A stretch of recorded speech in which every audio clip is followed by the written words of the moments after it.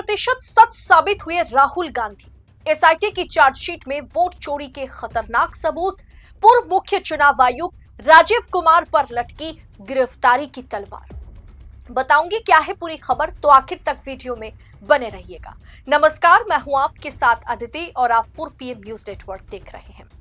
दोस्तों, एसआईटी जिसका गठन कर्नाटक सरकार ने किया था, उस एसआईटी ने मान ली है कि वोट चोरी कर्नाटक विधानसभा में हुई है।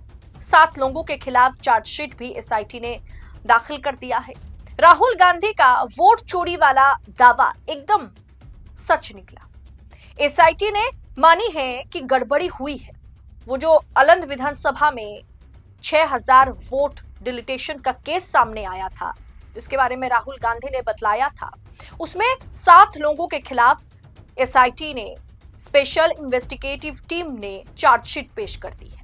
अब कर्नाटक के विधानसभा क्षेत्र में वोटर लिस्ट से हजारों नाम गायब होने का मामला जो है वो अब कोर्ट पहुंच गया है। उस पर चार्जशीट दाखिल हो गई है, जो चुनावी प्रक्रिया पर गंभीर सवाल खड़े कर रहा है। दोस्तों, विशेष जांच टीम ने इस धांधली का पर्दाफाश किया, जिसमें साजिश रचने वालों ने तकनीक का गलत इस्तेमाल किया, टेक्नोलॉजी का गलत इस्तेमाल किया। ये घटना ना सिर्फ स्थानीय चुनावों को प्रभावित करती है, बल्कि पूरे देश की वोटिंग सिस्टम पर, चुनाव आयोग पर, या चुनाव आयोग पर जो भरोसा आम पब्लिक का है, उसे पूरी तरीके से हिला के रख दिया है। जांच एजेंसी ने महीनों लंबी तफ्तीश के बाद एक विस्तृत, एक विस्फोटक, एक डिटेल रिपोर्ट तैयार की है, जिसमें साफ तौर पर उल्लेख किया गया है कि करीब 6000 वोटरों के नाम जानबूझकर हटाए गए। यह सिलसिला एक कॉल सेंटर के जरिए चलाया गया था, जहां सॉफ्टवेयर और फॉर्म भरकर वोटरों को लिस्ट से गायब किया गया। हर नाम हटाने के लिए छोटी रकम का लेन देन भी हुआ, जो कुल मिलाकर के लाखों रुपए का खेल था। करीब करीब आप जानते हैं, आपको बताया भी था कि एक वोट डिलीट करने के एप्लीकेशन के लिए 80 रुपए लिए गए थे। ऐसे 6000 वोट अगर डिलीट किए गए तो करीब करीब 1 लाख के करीब का खेला था। अब दोस्तों, इसमें 7 लोगों को आरोपी बनाया गया था, जिनमें एक पूर्व विधायक और उनका परिवार भी शामिल है। अब पूर्व विधायक ऐसे वैसे पार्टी का नहीं है, वो पूर्व विधायक भारतीय जनता पार्टी का विधायक है। यानी भाजपा के पूर्व विधायक और उनका परिवार भी इस चार्जशीट में शामिल है। उनका नाम बतौर आरोपी के तौर पर रखा गया है, एसआईटी ने रखा है। उन्होंने बाहरी एजेंट्स की मदद से ऑनलाइन प्रक्रिया का दुरुपयोग किया। सबूतों में bank transaction, call recording, digital footage का भी पूरी तरह से जिक्र है। यानी कहीं पर भी एसआईटी ने कोई लूप होल नहीं छोड़ा, ताकि ये मामला जब कर्नाटक में कोर्ट से जब सीधा सुप्रीम कोर्ट पहुंचेगा, तो उस जांच में, मतलब क्या बोलते हैं कि उस जांच में दबदबा हो, उस जांच में कोई बात हो, वजन हो। इसके लिए सभी बैंक ट्रांजैक्शन का, कॉल रिकॉर्ड का, डिजिटल फुटप्रिंट का, सब कुछ का बहुत अच्छे से जिक्र किया गया है। अब दोस्तों, एक बड़ा खुलासा यह भी है कि आरोपी ये सबूत मिटाने की भी कोशिश की थी। आरोपी ने साक्ष्य मिटाने की कोशिश में कागजात जलाने की भी कोशिश की थी, कागजात जलाने लगे थे, लेकिन जांच टीम ने समय रहते हुए सबूत को सुरक्षित कर लिया। 200 से ज्यादा गवाहों के बयान इस साजिश को पुख्ता करते हैं। यानी इस चार्जशीट में 200 विटनेस भी शामिल हैं। अब ये पूरा केस विशेष अदालत में सुनवाई के लिए भेजा गया है, जहां आरोपी दोषी साबित होने पर, मतलब आरोपी अगर दोषी पाए जाते हैं तो उन्हें सजा का सामना करना होगा, और वहीं पर राजीव कुमार फंस जाएंगे। क्योंकि राहुल गांधी आज से नहीं, जब राजीव कुमार मुख्य चुनाव आयुक्त थे, क्योंकि ये कर्नाटक का इलेक्शन 2023 में हुआ था विधानसभा का, और तब मुख्य चुनाव आयुक्त देश के राजीव कुमार थे, जो हमेशा विपक्ष को कोसते हुए भाजपा एजेंट की तरह काम करते हुए नजर आते थे।